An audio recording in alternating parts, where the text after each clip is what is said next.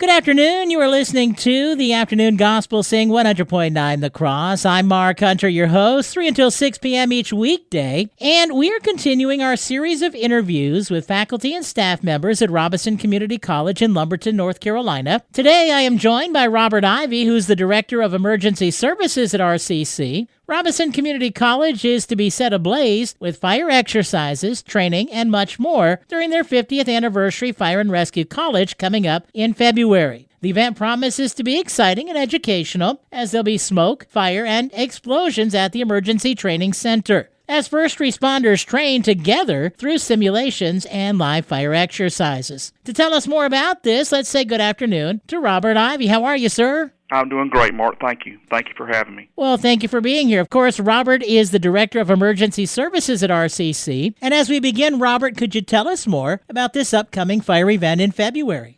We'll be holding our annual Fire and Rescue Training Seminar second weekend in February. Next year will be our 50th, which is actually, when we say next year, it seems like there's a distance far away, but actually it's less than 2 months. The 50th is, we started in 1974, so it's kind of a big event for us to have reached 50 years.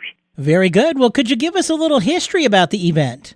In 1974, a few people at the college at that time, way before my time, got together and decided they would start offering specialized classes at least once a year on a special weekend. That was about the time all the community colleges were starting looking at weekend seminars to bring people in that had full-time jobs and only had weekends really to train. So when it started in 1974, it was very small. And then every year it has progressed. It just has gotten bigger and bigger, more training, more classes, and more students participating.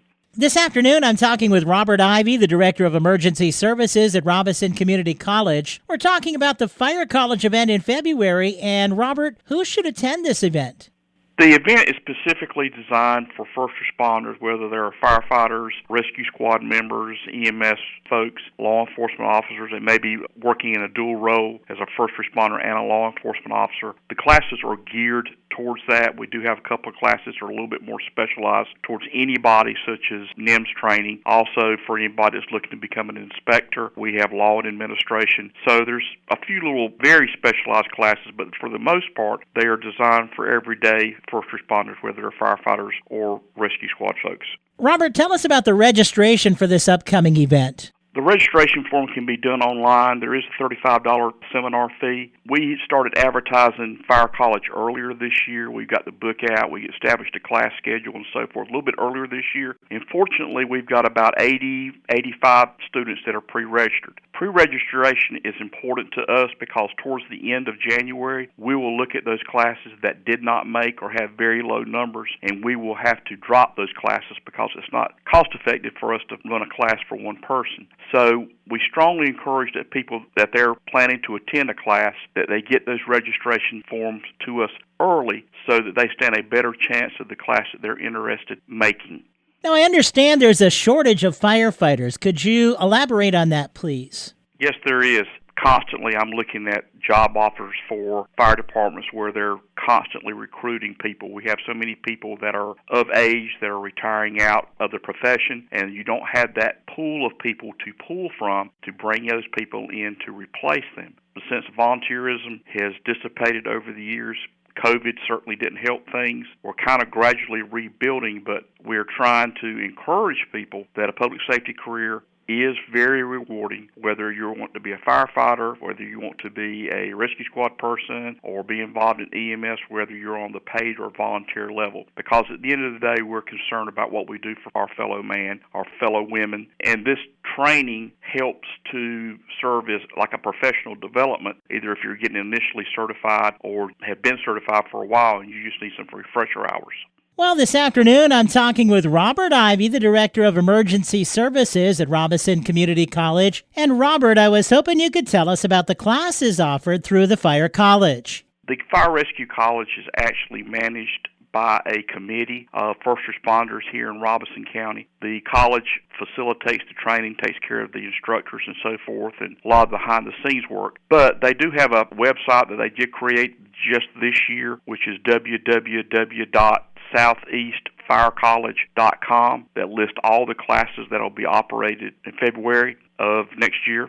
for Fire College. I think there's going to be 42 classes that are listed there. There's a registration form attached to the website. You can fill that out and mail that in to us. Also, it's listed on the college website under www.robeson.edu/fireedu, and basically the same information is listed there, and you can do an online registration form as well. There is a $35 seminar fee. The seminar fee covers incidentals and so forth. Students attending this fire college will get a limited edition challenge coin as well as a t-shirt as part of their registration fee. Most people that are associated with a fire or rescue department are fee waived in North Carolina, so outside of the $35 seminar fee, the class is free.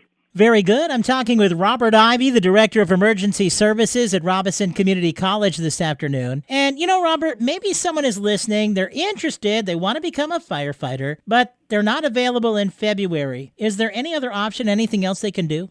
Certainly. We offer firefighter technical rescue classes and other types of classes that don't necessarily have to be certification. We look at things in a non-certification and certification way. We offer classes all year, and the seminar is certainly a big event for us, but we're constantly putting out classes and stuff. My suggestion to somebody that's looking to become a member of a fire department or a rescue squad is to look in their own community. Find where a fire department that covers their area that may have a volunteer program. Find a rescue squad that may be close to where they live at that has a volunteer program. And get your feet wet by starting off, and then see if that's something that you like. And if it's something that you want to pursue, then the college certainly has the classes to get you where you need to be at and become a valuable member of our community. Sounds good. I'm talking with Robert Ivey at Robeson Community College. And as we wrap things up, is there anything else you'd like to share, Robert?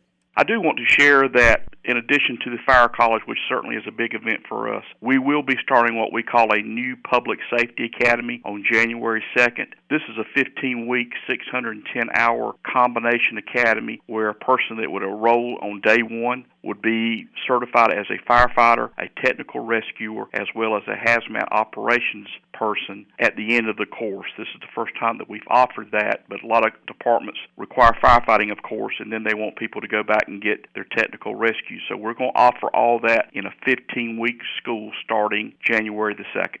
Well, I've been talking with Robert Ivey this afternoon. He's the Director of Emergency Services at Robeson Community College. And Robert, thank you for your time today. Thank you, Mark.